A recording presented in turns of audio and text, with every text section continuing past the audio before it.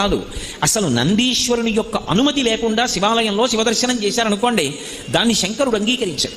ఎందుచేత అంటే శివదర్శనాన్ని ఇవ్వడానికి మొట్టమొదట ఎవరు అనుగ్రహించాలి అంటే నందీశ్వరుడు అనుగ్రహించాలి. ఎక్కడి నుంచి వచ్చింది నందికా శక్తి శివపరివారంలో అంటే శిలాదుడు అని ఒక మహర్షి, ఆయన మహానుభావుడు.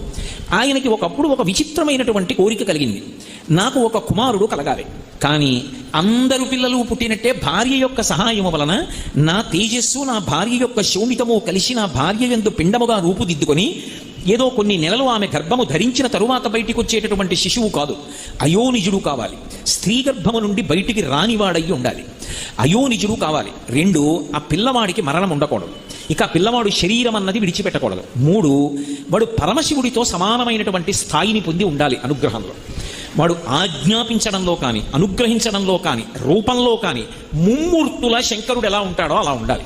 నాకు అటువంటి కొడుకు